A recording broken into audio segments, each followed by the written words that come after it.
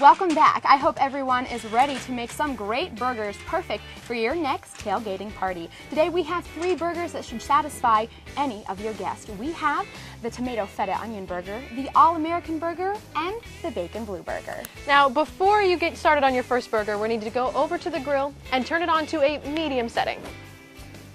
So that way it can start heating up while you're getting all the rest of your ingredients together. And now that that's done, we can start getting ready to make our first burger. All right, we want to make sure that we sort out all of our ingredients before we even get started. Otherwise, we could have a burger with some, well, not so good combinations. So we're going to make sure we do it right. First of all, for the first burger, we will need bacon and blue cheese crumbles. Now, most people might not be as lucky as we are to have a burner right on the side of our grill. So today we're going to use that. However, before you go to your tailgating party, you might need to do this on your stove, but it's not a big deal. So what we're going to do is we're going to take strips of bacon and put them in the pan, as they'll be ready when we're ready to put our burgers together. All right, we're all set.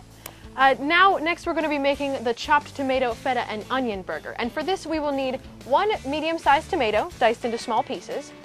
And we'll also need 1 onion that is also diced. And for this we can use the same knife and cutting board as we did before, and it'll save us a few dishes and a few extra steps in the long run. Now we'll also be needing 1 package of feta cheese, and for this purpose we're going to be using reduced fat feta. And it has the same great taste as regular feta cheese, but with half the calories. That looks good. It looks great. We just need to make sure whenever you chop up your onion and your tomato that you dice it relatively small. Otherwise, large chunks in your burger might make it difficult to put together or even to eat. All right. Now what's our last burger, Erin? All right, our last burger is the all-American burger. And for this, we're going to need diced onion, which we've already been doing for the tomato feta onion burger. We're going to need bacon, which is currently cooking on our side pan on our grill.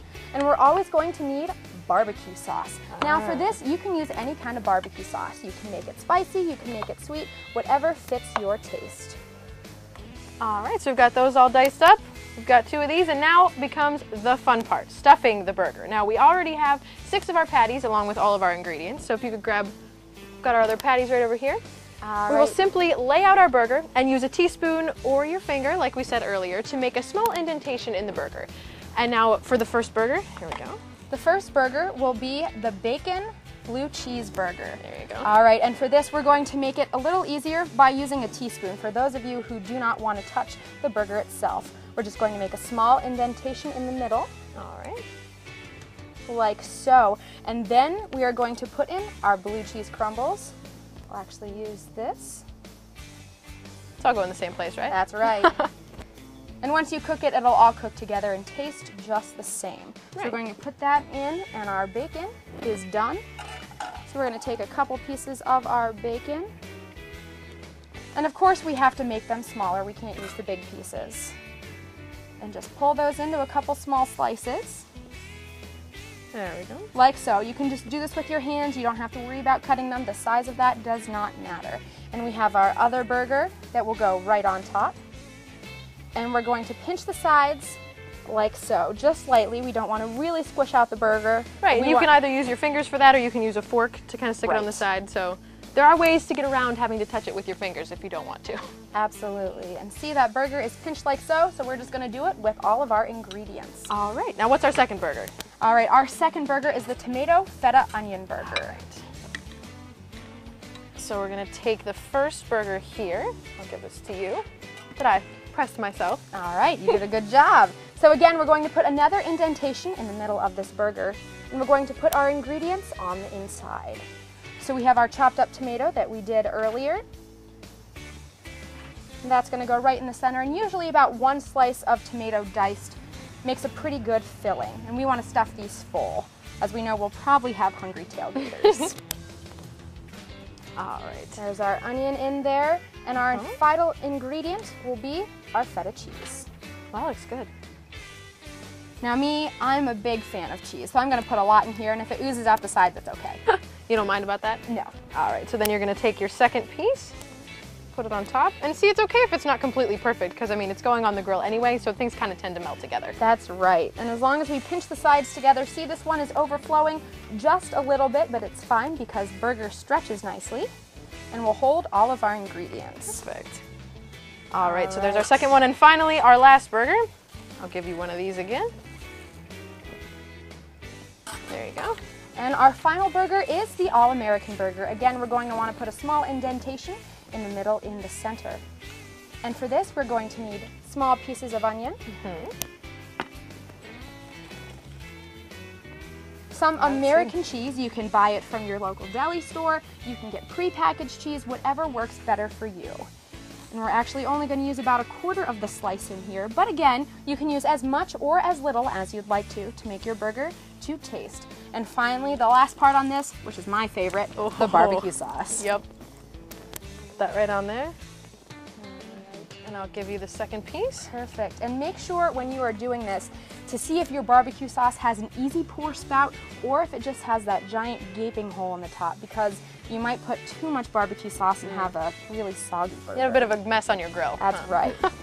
Well, meanwhile, now that we have all of these things put together, our grill has been heating up, and by now I'm sure it's the perfect temperature to begin cooking our burgers. Now, using a metal spatula, we're going to place our burgers on the grill, turning them about every 5 minutes or so, and cooking them to our desired temperature.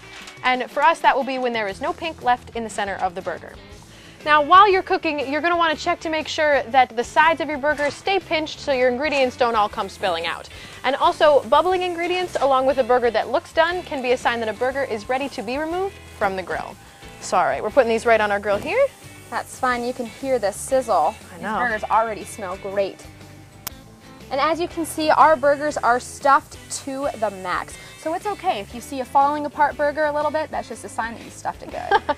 All right, well now while these are cooking, we're going to take a quick break, but coming up after we come back, we will plate and get ready to eat our surprise burgers. All right, now that our burgers have been on the grill, we're ready to take them out and start to plate them. All right. Now, if they do start to fall apart a little bit, that's totally okay. See, like this one. Oh, be careful. There we go. This one fell apart just a little bit, but that's all right. It still gives the idea of what we were trying to do. Oh, it looks delicious to me. That's our tomato feta onion burger right here. All right, what's this one? Is our All-American Burger. All right. This is our bacon blue cheeseburger. All right. And right here, we have an alternative burger, our garden burger. All right, now we're gonna start plating our burgers, so that means you need to come to your tailgate prepared with everything you're gonna need for all of your guests. Now, while most of our ingredients are still, as you can see, inside and somewhat spilling outside of the burgers, we can top our burger off with a little bit of extra ingredients if we so desire. That's right, so we can use extra feta, extra tomato, extra onion, whatever we have on side, just to make it a little bit better. However, when you're pairing your surprise burgers, there really isn't any wrong way to do it. Now, we can use the traditional potato chips, like many people can use, or we can put a little bit of a healthier twist on it. We can use blue organic tortilla chips, which I've used in lots of things. We can also use Fritos, which we have here, which are a healthier alternative to potato chips. And along with that, we can use some salsa. All right, yeah, your burger can be eaten now that you have it getting together with all the other pairings you might like. You can eat it either on your bun or you can eat it just on a plate with a fork. We recommend that you use the whole wheat hamburger buns, and here we simply want to place the burger on your bun and eat it as is, or top it with a few extra of the other things we've been talking about here on the table. Now, for any of you who are carb conscious, like I said earlier, you can have the burgers between 2 thick lettuce leaves, as well as if you just want to have them between nothing at all. And romaine leaves actually work best for this. And on here, we actually have one of our other garden burgers, which is going to make it great, carb healthy, and for all of the vegetarians out there, you don't even need a bun. There you go. All right.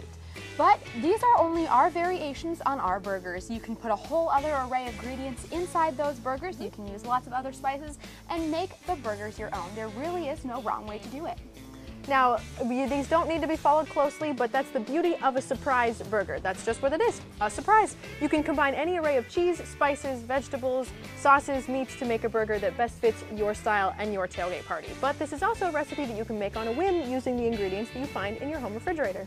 So, I think judging by what we have in front of us today has been a successful show, and hopefully whenever you folks at home decide to make these dishes or variations of your own, you have a successful one as well. From A Night in the Kitchen at Gannon University in Erie, Pennsylvania, I'm Erin. And I'm Nicole. And be sure to join us next week as we will have Kyle and Q spicing it up a little bit with a haunted Halloween breakfast. And And remember what we always say, stay in and cook for the day.